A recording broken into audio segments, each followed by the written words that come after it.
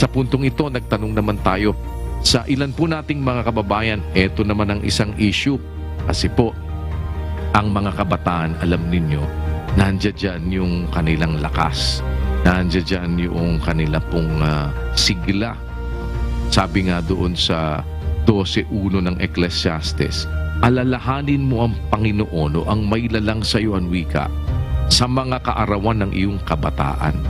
Yan, alam ninyo kasi pagkabata pa, marami pong kinalilibangan ang mga kabataan. Pero kung kayo ang tatanungin na siyang ating ginawa sa ating viewpoint, bilang isang kabataan, ano ba para sa kanila ang mahalagang paggugulan ng lakas at panahon? Pakinggan nyo kung ano ang naging kanilang mga katugunan at atin din naman pong tunghayan ang sinasabi ng banal na kasulatan tungkol sa mga bagay na ito.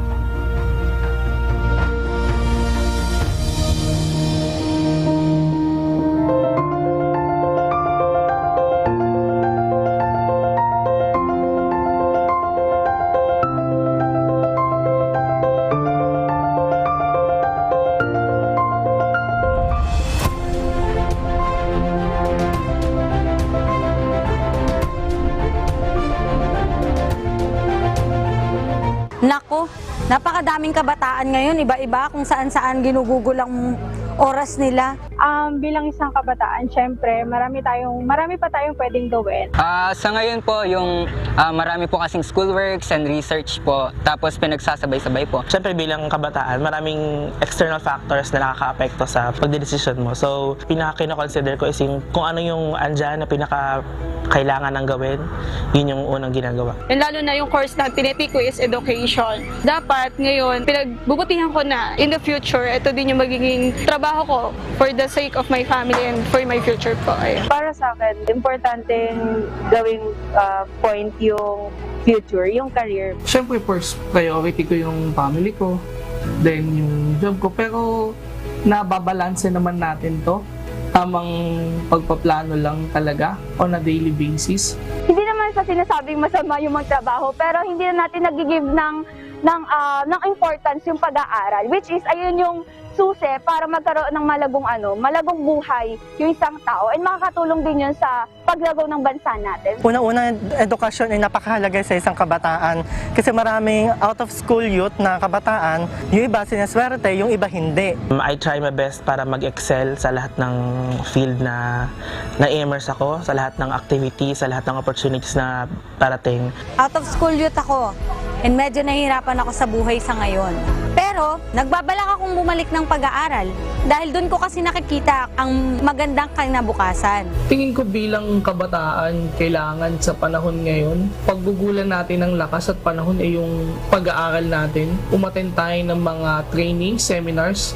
Kumbaga sa madaling salita, yung paghahanda para sa kinabukasan natin bilang kabataan. Maganda pong doon natin i-google yung lakas at panahon natin kasi magbe-benefit din po sa atin yun pagdating ng panahon. Bilang isang kabataan, kung saan ko dapat i-google yung oras ko at panahon ko, syempre yung unang-una sa pag-aaral. Kasi ito yung pinaka-main goal ko ngayon as a student. Diba? Kasi kung bibigyan natin ng effort saka ng time yung gusto natin maging, yung career natin, sa tingin ko magiging beneficial siya hindi lang para sa atin, pati na rin sa parents and sa community. Bilang mga kabataan, dapat mas pinag-iigihan natin yung pag-aaral natin kasi hindi lang naman tayo yung nagbe-benefit doon, kundi pati yung pamilya natin. Kasi ayun nga, pansin ko, yung mga kabataan sa ngayon, iba-iba na yung mga priority sa buhay. Parang ito yung time na malaman o ma-discover yung sarili natin, kung ano yung mga gusto nating marating sa buhay, kung anong aspect ng pagiging individual natin yung kailangan nating i-nourish. Kasi diba, pagkabataan, ito yung time na nag-aaral tayo. Pag mahal mo kasi yung ginagawa mo, parang hindi ka na maghahanap ng dahilan. Bakit ko ba ito kailangan gawin? Ano ba yung kailangan mag-push sa akin para gumising ako, pumasok ako sa trabaho? So yun yung nagiging dahilan ko, yun yung nagpupush sa akin na everyday pagbutihin kasi alam ko naman na yung magiging resulta nito. Paglabas ko ng opisina, paglabas ko ng bahay, makikita ko at ang makikinabang nito ay yung kapwa ko rin naman. Bilang kabataan, kabataan, ang magandang paggugulan natin ng lakas at panahon, yung edukasyon. Kasi nga tulad nga ng sinabi ni Dr. Jose Rizal, kabataan ang pag-asa ng bayan. So I think mas kailangan gugulin ng maraming kabataan dito sa Pilipinas ang edukasyon at mas pahalagahan nila yon. Kasi walang ibang magiging susi sa magandang kinabukasan, kundi ang pag-aaral. Basahin natin ang 12:1 ng Ecclesiastes. Alalahanin mo rin naman ang mailalang sa iyo sa mga kaarawan ng iyong kabataan, bago dumating ang mga masamang araw at ang mga taon ay lumapit, pagka iyong sasabihin, wala akong kaluguran sa mga yaon. Sa buhay, mga kapatid, meron tinatawag masasamang araw. In English it says, remember now thy Creator in the days of thy youth, while the evil days come not, nor the years draw nigh, when thou shalt say, I have no pleasure in them. The Bible tells us that we must start offering our lives, tantamount also of hating our own lives, or tantamount also of losing our own life for the sake of Christ and the gospel, starting from the days of our youth. Ang pinakamagandang tiempo na gugulin ang buhay, ihandog ang buhay, o wag mahalin ang buhay dahil kay Kristo at sa Ebanghelyo.